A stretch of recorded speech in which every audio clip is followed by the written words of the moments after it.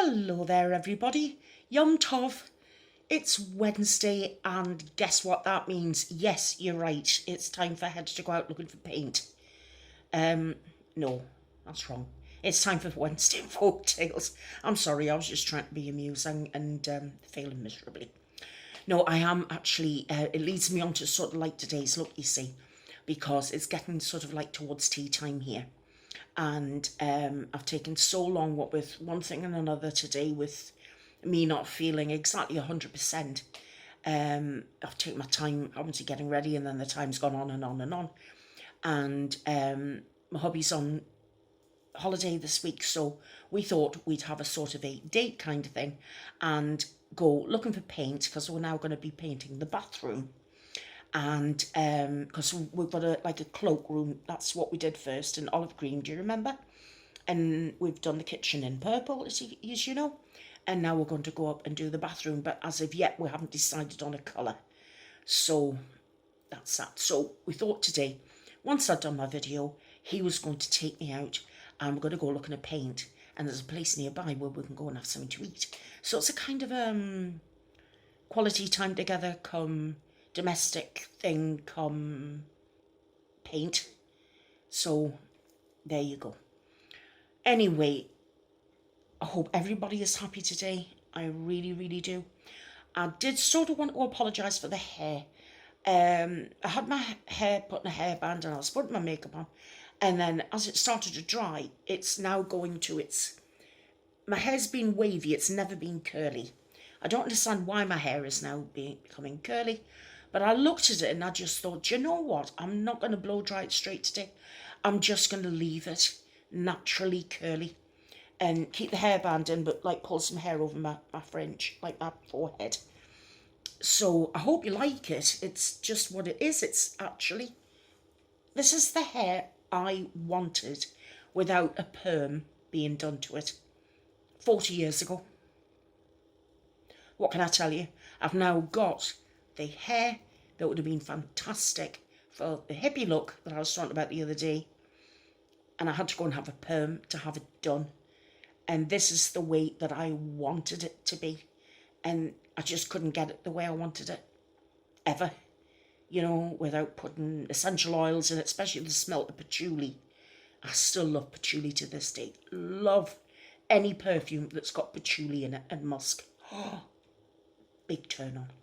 Anywho, I just wanted to say that I will be squeezing in some royal gossip for you today. So for any of you who like a bit of royal chit-chat, head of style, then that's good news. I'm actually sitting opposite my window again, so I apologise for the bit of shading on my face, but you never know, it might do my contours some good. You win some, you lose some, swings and roundabouts. But this is it's nearly 4:30 here, and the sun is actually pouring in through my kitchen window. And I thought, well, if I sit to the side the way I normally do, I'd look like the moon, because I've got a bit of a moon face going on anyway, but I would be light and then shadow, whatever. Look more like Jekyll and Hyde than anything else. So anyway, I was looking for some stories. I didn't get any suggestions or requests, and I thought, I wanted to look for folk tales, and I wanted to really get back to the origin of folk tales and fables and things like that. And I'm no goody two shoes. I mean, I'm no saint, you know that. I'm no angel, but I do like things that have a meaning, and if that means there's a moral to the story and it helps us, then I'm all for that. And the only place which was the most fitting was Aesop's Fables. So there's some here that I remember from my childhood. I mean, he wrote so many of these fables. And I'll just tell you a bit about him. Aesop was a Greek fabulist credited with a collection of stories known as Aesop's Fables. So, do you know what? I would read this easier if I had my glasses on, wouldn't I? Oh dear, I get worse.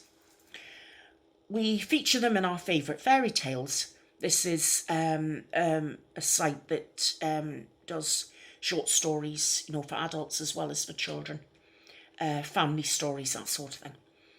Fables feature an important moral or life lesson that is usually wrapped up in a clever final pronouncement delivered with proverbial flair. Like, there's a time for work and a time for play, slow and steady wins the race, familiarity breeds contempt, and a kindness is never wasted. And I particularly like that last one, a kindness is never wasted, because, you know, if you set out to do somebody a kindness, one thing I will say to you is, don't ever, ever do a kindness for someone and wait for some kind of reward, because then it's not a kindness. It's a deliberate action for gain. And that's just wrong. You know, you don't set out to think you're going to help someone and then, you know, sit there more or less with hand out saying, come on, I've done this for you now, come on. You just don't do that, right? If you're going to commit kindness for someone, then you do it with the intention of the heart.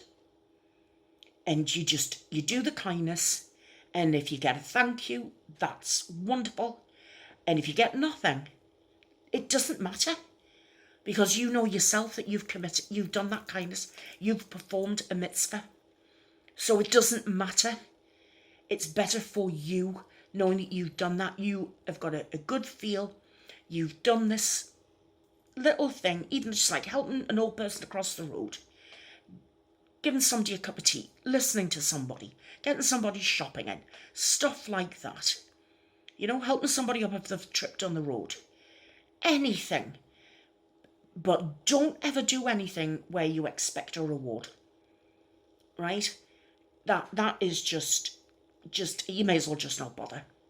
Okay? And this, again, just my opinion, my personal take on it. People don't have to agree with me, but that is just my personal point of view. Okay? So, I thought today I would read maybe 4 or 5, because they're only short, some of these fables. And there are quite a few of them. I mean, he's got them all in alphabetical order. If I told you I'd read every single one of them, I'd be a liar. I haven't. I've skimmed through a few of them. And I just thought, do you know what? There may be some that you've heard yourself and you've forgotten. Or there may be some you've never heard before. There may be some that I read out to you today where the final moral is a message that you need to hear. Because remember what I told you, everything happens for a reason. Right? Everything. It doesn't matter what it is. Everything happens for a reason. So without further ado, my friends, because I've yacked now for 8 minutes, I am going to start off by reading, you know, I'll spend about probably 10 minutes with the royal chit-chat, but I'm going to spend the next 20 minutes reading you some stories. Is that okay? So I'll start now. And the first one that I've started with is called A Raven and a Swan. And I hope you do enjoy it. A raven, which as you know is as black as coal, was envious of the swan, because their feathers were as white as the purest snow. The foolish bird got the idea that if he lived like the swan, swimming and diving all day long and eating the weeds and plants that grow in the water, his feathers would turn white like the swan's. So he left his home in the woods and fields and flew down to live on the lakes and in the marshes.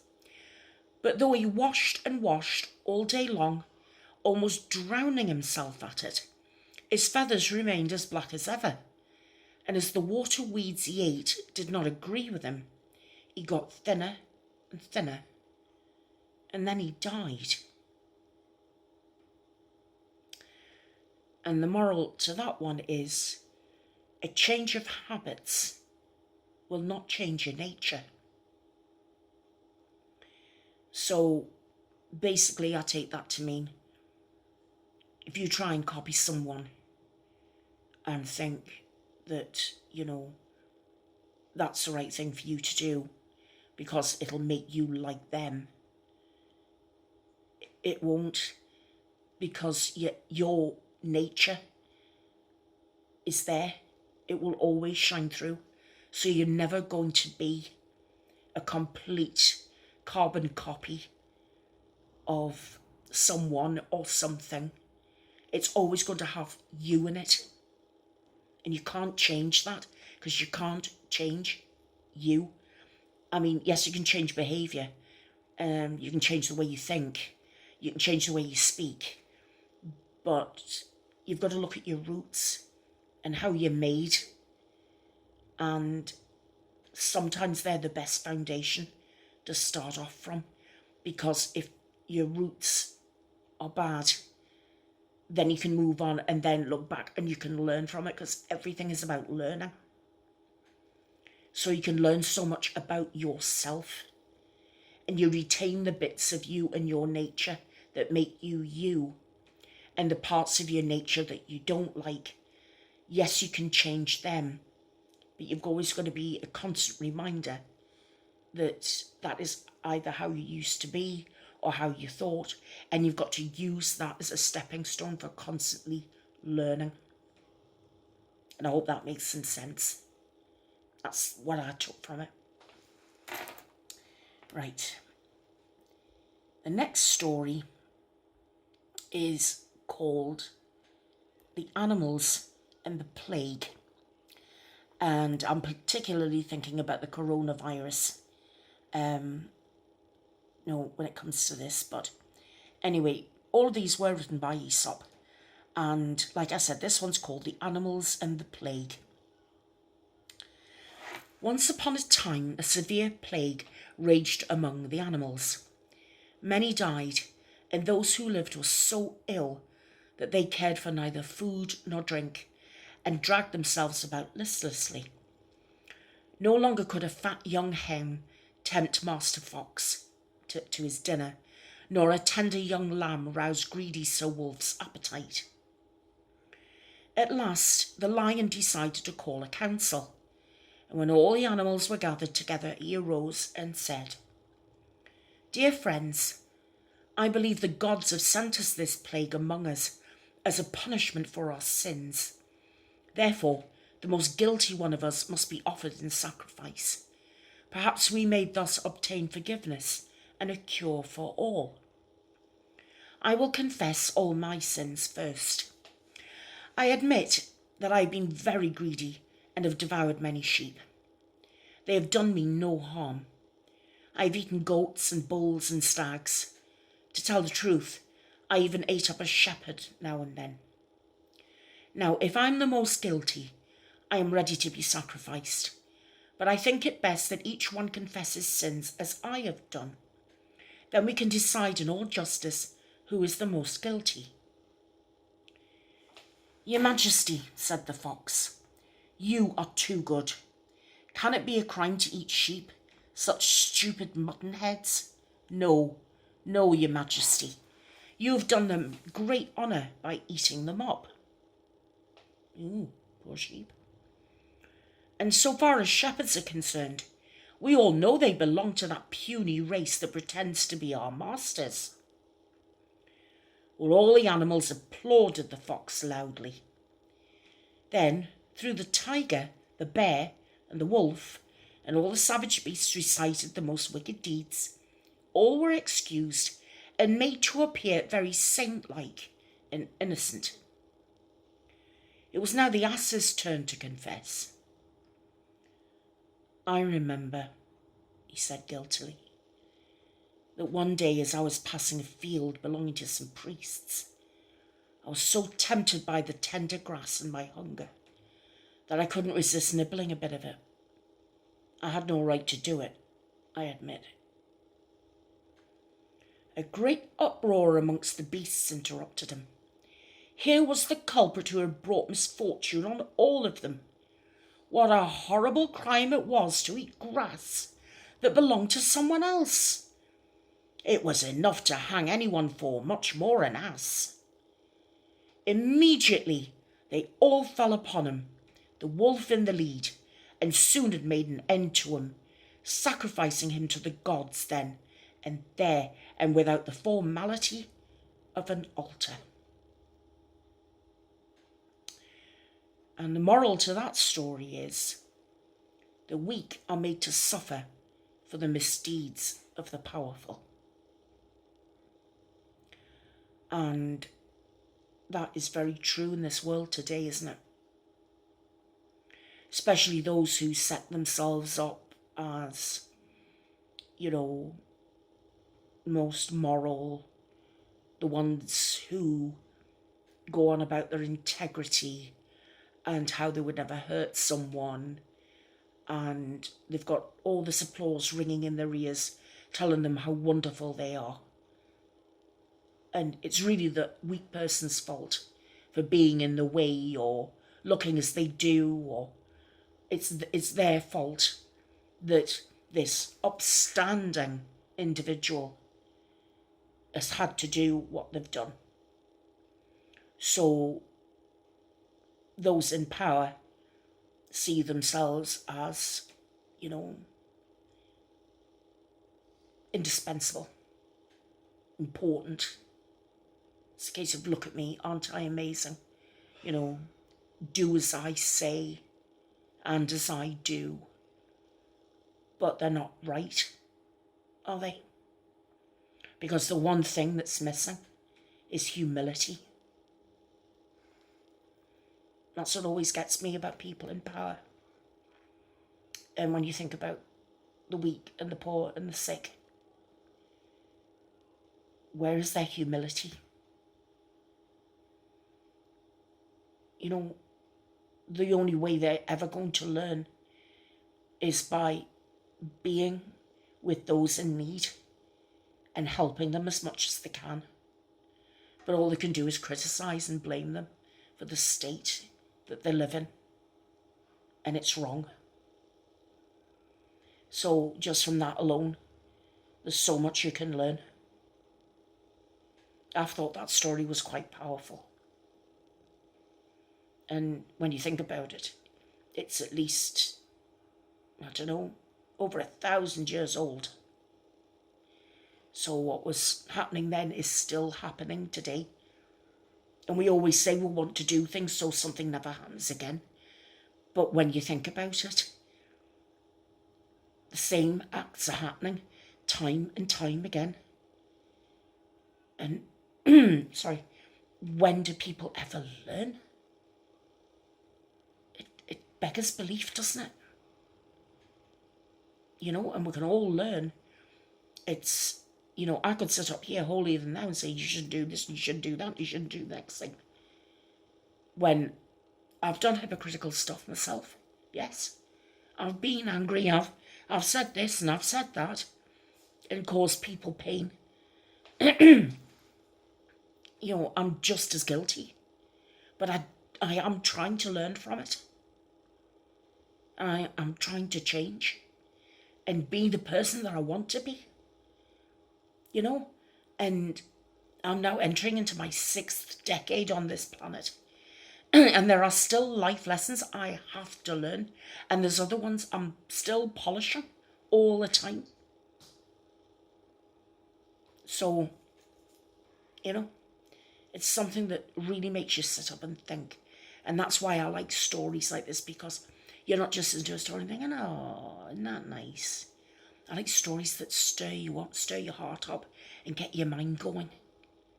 And it's like a diversion tactic. Sorry, mix my words up again. There, I'm on brand. It's like these stories like these are a fantastic diversion.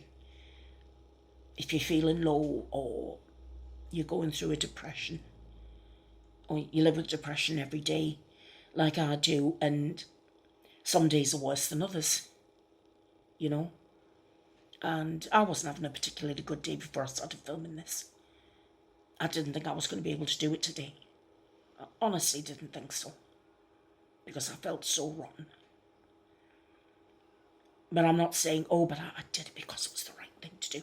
No, I'm not doing it for that.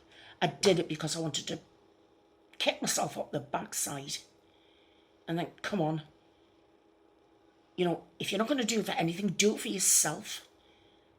And prove that, you've got some balls and you can sit up there and you can perform a mitzvah and hopefully bring people a smile on their face, you know. And it wasn't that I was saying stop feeling sorry for yourself. It wasn't that. It's just, I'm going to be honest with you guys, there are some days the pain is so bad that I suppose I do feel sorry for myself. And then, because I'm such a stubborn bitch and so bloody minded, and I'm my own worst critic, and I'm really hard on myself because I think I deserve to get a good kick. Think about other people for a change. Anyway, sorry. Next story. Going off on a tangent again. I always do that. Now, there was one. Oh, here's one. It's called The Astrologer. Thought this one was quite funny, actually. The Astrologer by Aesop. A man who lived a long time ago believed that he could read the future in the stars. He called himself an astrologer and spent his time at night gazing at the sky. Ooh, hello sky, twinkle, twinkle, little star. One evening, he was walking along the open road outside the village. His eyes were fixed on the stars. He thought he saw there that the end of the world was at hand, when all at once, down he went into a hole full of muddy water. There he stood up to his ears in the muddy water, madly clawing at the slippery sides of the hole in his effort to climb out. His cries for help soon brought the villagers running, and as they pulled him out of the mud, one of them said, because there's always one, isn't there? You pretend to read the future in the stars, and yet you fail to see what's at your feet. This may teach you to pay more attention to what's right in front of you and let the future take care of itself.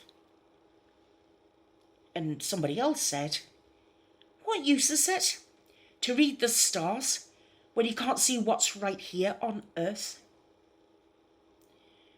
And the moral of this little tale is, take care of the little things, and the big things will take care of themselves.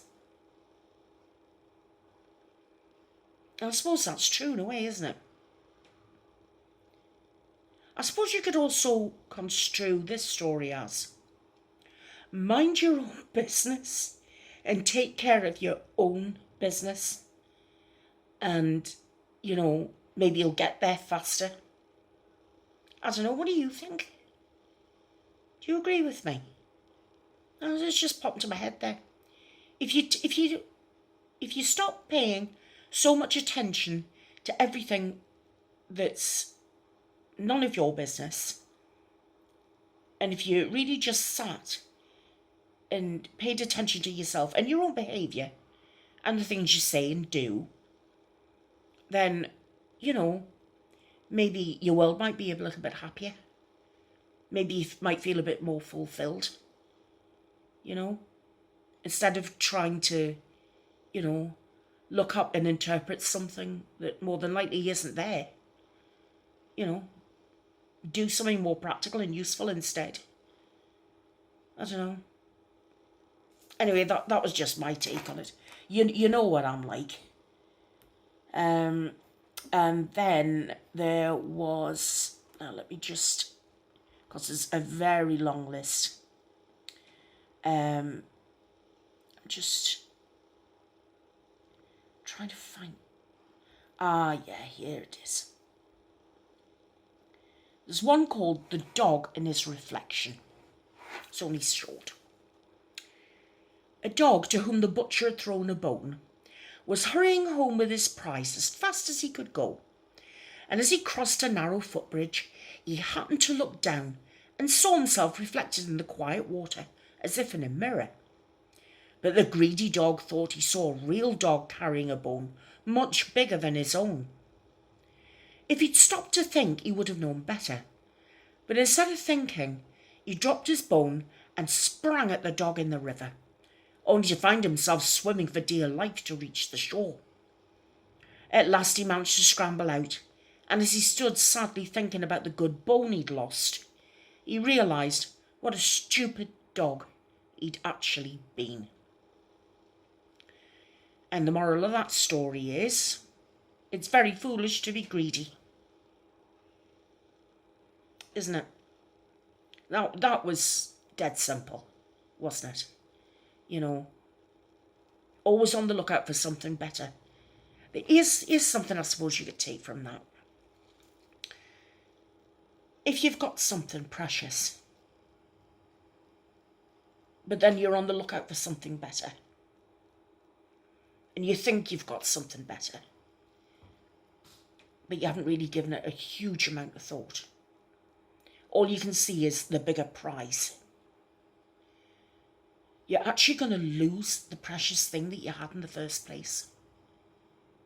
And then you've got to think, how stupid was I to go off chasing that when I had something perfectly good right in front of me? I suppose you could also look at it from, I don't know, from a relationship point of view. A man or a woman strays on that partner, you know, and that means there's anybody, whether this is a story for anybody, gay, straight, LBTQ, I always get that wrong, I really do apologise. You know, gay, bi, lesbian, whatever, it doesn't matter. Any one of you who has a partner, right? And say you, for example, you've got a wonderful partner, but maybe you've been with them a while and you're used to each other. Maybe the spark isn't quite as bright as it used to be in the beginning. And then you go to a pub one night and you see someone and you think, oh my God, they're gorgeous. And oh, there's really something about this person. And you actually stray. And you go off and you have an affair. And then when your partner finds out and they leave you, it's your own damn fault. Because you've gone after something that you shouldn't have gone looking after in the first place. You should have stayed with what you had and been happy with what you had. You know, be happy with the lot that you have, especially when the lot that you have is warm and loving and kind and giving. You know, it's what they say, all that glitters isn't gold. You know? So, anyway, I'm going to leave those stories there just for today, because I think I've got carried off in a bit of a tangent. And I'll go give you a snippet of some royal news. So, excuse me. I need some lemonade. God, it's one of those days where, you know, I'm sick of drinking tea and coffee and hot chocolate. Just need a lemonade.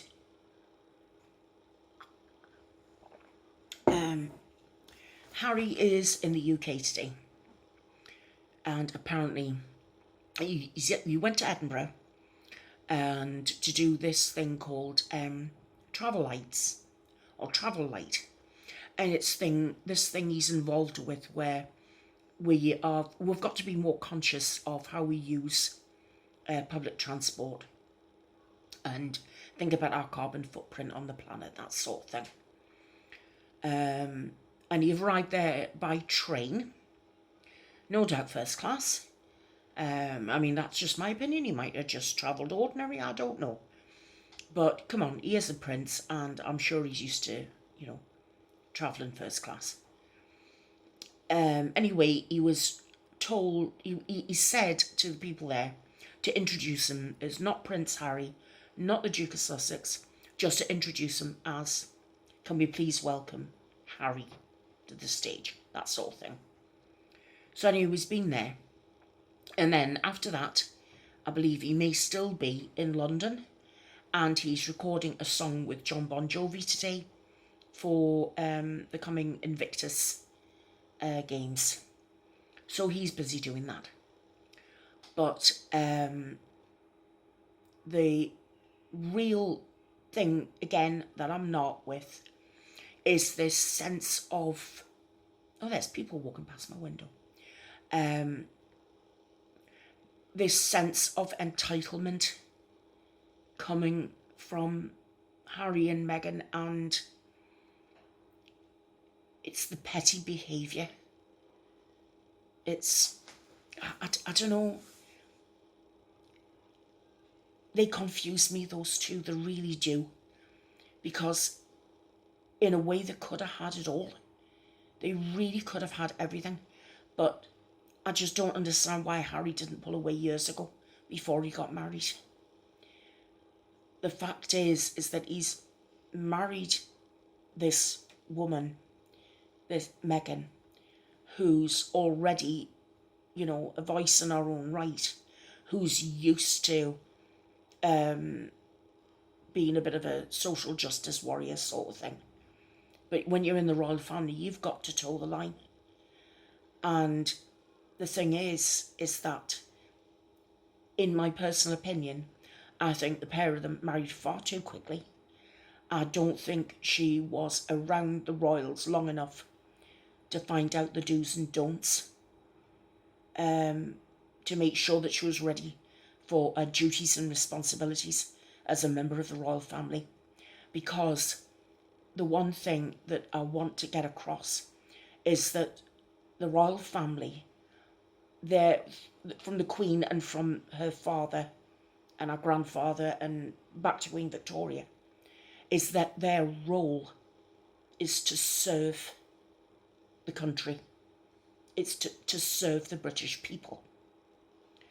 And when you think of the present Queen, when she was 21, on her 21st birthday, she made a statement to not only, you know, as it was, you know, the Great Britain at that time, but to the whole of the Commonwealth.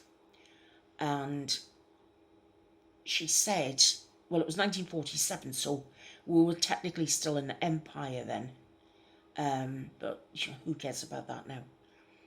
She said, and I can't remember the words exactly, but it was along the lines of, you know, and this is my birthday, I'm 21, and I dedicate my life to your service, whether it be long or short. And that's what she's done ever since she became Queen. She's dedicated her whole life to serve not only just her, you know, the United Kingdom, but to serve the whole of the Commonwealth, and also people who are not part of the Commonwealth. You know, the Queen's reach has been practically, I mean, I know she probably hasn't been to Antarctica or the Arctic or places like that, but I don't think she can spread the message to penguins much. But her whole life is one of service, and that's the sort of ethos behind the royal family, is that, you know, if you are paid as part of what they call the sovereign grant or the civil list or what have you, you have to go out there and perform certain duties and go on certain appointments and do a hell of a lot of charity work, right? That's just what you do. And to be quite honest with you, this is where I think, I mean, Harry knew from the get-go what the situation was. Because here's another thing that I do want to say to you. I've seen so many comments saying Diana would have been so proud. No. And I'll tell you why I don't agree with that. Because Diana herself said, I have brought up my boys to recognise the hereditary position that they're in and the hierarchy. and the power of the monarchy and the institution for which they were born into. And she said that herself and Charles had brought the boys up to recognise their position within the royal family, particularly William, who will one day be king. Obviously, Harry was the spare, and Diana was worried about Harry because what was going to happen to Harry when he was older. But she would not have been happy at this. She would have seen Harry as throwing away his duty and his obligations, not just to the royal family, but to the people in the UK and in the Commonwealth and beyond. She would have, although he's not comfortable with it, she would have seen him as running away, and she would not have liked that, because her own family, the Spencers and the Spencer Churchills, because she was related to the Churchills. Winston Churchill was a cousin of hers. Her own family had lives in service to the royal family. So she knows about the ethos of service. I mean, I'm talking about as if she's in the present, but I mean, she's still here. She's just not physically among us. But I can't help thinking that the power behind Harry's throne is Meghan. And I can't help wondering how much she is the fuel for his fire. And that, you know, she was the key to unlocking his freedom. And those are my thoughts for today. I mean, I do all wish the pair of them well. I just think they're going about it all the wrong way. And I think being petty and passive-aggressive, especially towards the Queen. I mean, that's grandmother and grandmother-in-law. That's just not nice. That's disrespectful and unfair on a woman who's nearly 94. It's just not right. And Prince Philip is not in the best of health. You'd think Harry would want to be around his grandfather. I just don't know what's happened. I don't know what's happened. What's happened to the family unity? It's really sad. Anyway, guys, I've gone over my time again. So, it's been a different kind of Wednesday Folk Tales, hasn't it? I've noticed that in the energy myself. And I don't know why it's worked out the way it has. If you want to hear some more Aesop's Fables, please let me know. And I'll be delighted to read a few in my own time and then pick the ones that I think you'll like. I must admit, I do enjoy them. And it doesn't make you holier than thou, and it doesn't make you, you know, smug or anything like that. You know, I'd never do anything like that. No, every single story, there's something to learn from it. And my personal stance is that the day you stop learning when you're in this particular physical form is the day you die. Because there's something new to learn every day. And it's all for our benefit. And I think it's particularly powerful that stories that are over 1,000 years old still have... That's my cat sneezing, if you heard that, by the way. Thank you, Reaper. I've got 3 cats that go, you hear that? That's Sniff. Reaper, you sneezing? Yes, he is. They're called Pharaoh, Reaper and Oscar. You've already met Oscar. He's the short haired black and white one. Well, Reaper and Pharaoh are his brothers. They're all from the same litter. But Reaper and Pharaoh are long-haired, huge and fluffy, black and white. And Oscar's the little skinny one. So hopefully one of these days I'll take some photographs of them and I'll put them up in the Facebook group so you can have a look at my cats. We should actually have a cat thread in there, don't you think? Or in a dog thread. And don't forget Hazel, our mascot. We'll have to get some updates on her. Anyway, guys, 40 minutes. It's been a long one. I hope you did enjoy today's stories. I hope you've enjoyed the chat that I've had with you in my kitchen. As you see, sitting at the kitchen table, just having a chit chat, reading some stories, having a think. You know, gets the old brain cells working. And I hope that you... Oh, sorry, just... sorry. It's a bit of a pain. Just sort of takes you a bit unawares. Anyway, I need to go and take some meds. I will see the paranormal crew on Friday. I really do hope that you've enjoyed today.